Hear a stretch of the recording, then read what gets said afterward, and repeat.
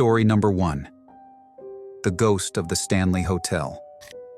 The Stanley Hotel, nestled in the desolate beauty of Estes Park, Colorado, whispered tales of its eerie past through the creaks of its aging floors and the shadows that danced along its halls. Once a haven for the elite seeking refuge amidst the mountains, it now stood as a relic of faded grandeur, shrouded in whispers of spectral encounters. Decades ago, the hotel slipped into neglect, a dilapidated monument to its former opulence. It was during this gloomy era that the acclaimed author Stephen King sought solace within its walls. His stay birthed the chilling narrative of The Shining, etching the Stanley Hotel's name into the annals of horror folklore. In the spring of 2016, Henry Yao, a curious traveler from Texas, embarked on an impromptu visit to the hotel, drawn by its haunting reputation. Unbeknownst to him, his fleeting curiosity would intertwine with the enigmatic spirits that purportedly roamed the hotel's corridors.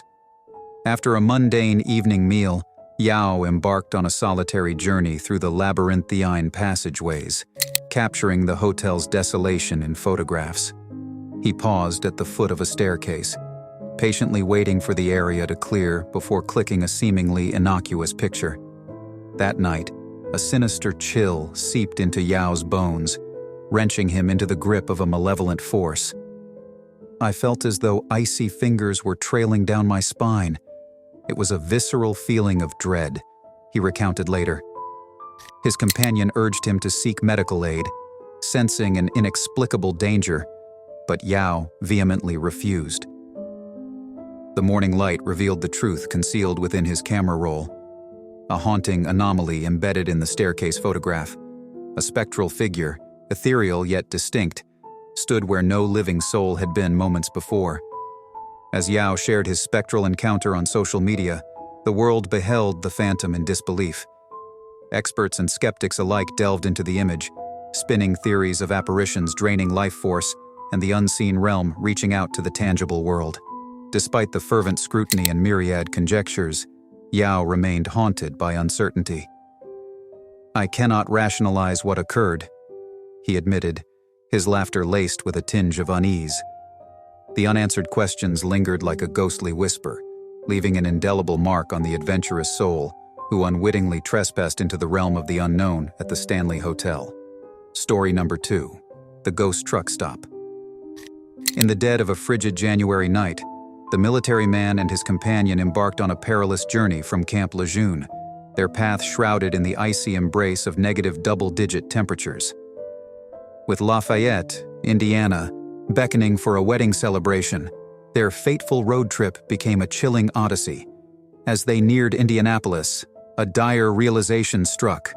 Their coffers were barren, gas running low, and the unforgiving weather had shut down the main arteries of travel. Desperate, their only beacon of hope was a lone truck stop nestled along desolate back roads, a beacon in the wintry gloom. This wasn't an ordinary stop. It stood, isolated and foreboding, with a single obscure truck veiled in darkness, devoid of any identifiable markings, a harbinger of the eerie encounter that awaited them. Venturing into the truck stop's bleak interior, they found an impeccably kept diner occupied by a scant few, a waitress, a cook, and an enigmatic truck driver. Their request for aid was met with unexpected hospitality as the driver, shrewd in mystery, engaged them in conversation and, inexplicably, offered them a meager sum for gas. Grateful but wary, the military man swiftly procured the fuel, vowing to return and repay the debt of kindness. Yet, when daylight painted the horizon and they ventured back to the diner, a scene of desolation greeted them. The once vibrant diner had transformed into a derelict husk, boarded up and abandoned, its existence an enigma. Confounded, they sought solace in the presence of law enforcement, hoping for answers, only to be met with incredulous amusement. The officer's chuckle was a chill down their spines as he uttered words that sent shivers through their beings. "Ah, the ghost of 3. Two souls, military men on a quest for fuel and goodwill, had traversed the veil between the living and the spectral. They had shared coffee and conversation with apparitions from another time, entities that should have faded into the mists of history decades prior. The $20 worth of gas became a haunting token of an encounter with forces beyond comprehension, leaving an indelible mark on their journey. An inexplicable rendezvous with the phantom remnants of a truck stop lost to the ravages of time. Story number 3. The Hauntings at the Lizzie Borden House. In the lingering shadows of Fall River, Massachusetts, the Borden home stood as a haunting testament to a gruesome past. The echoes of a harrowing August day in 1892, when the lifeless bodies of Andrew and Abby Borden were discovered, resonated through the ages. The viciousness of their deaths, axed mercilessly within the walls of their own abode, etched an indelible mark on the history of the home and the notoriety of their daughter, Lizzie Borden. Decades later, the house, now a bed and breakfast and museum, beckoned to the curious and the brave, all seeking to unravel the enigma of the Borden murders and to court the chilling whispers of spectral encounters.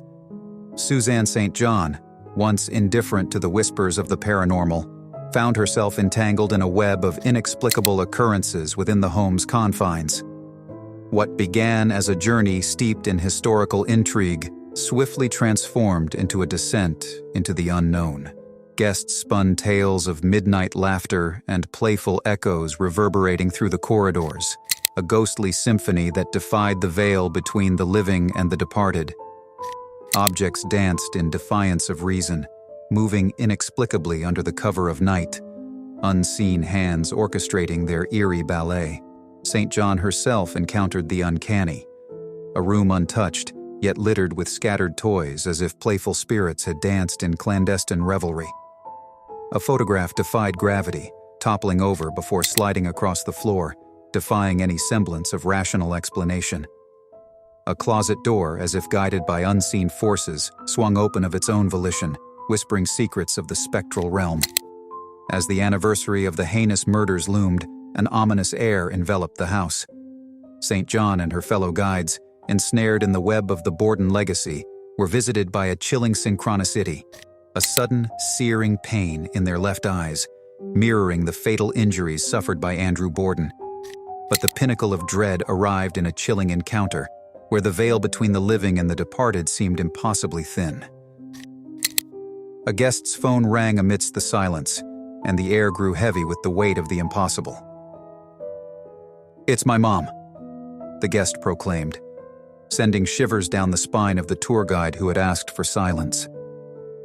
"She died 2 years ago," the woman declared, her words a spectral echo that pierced the veil of the present.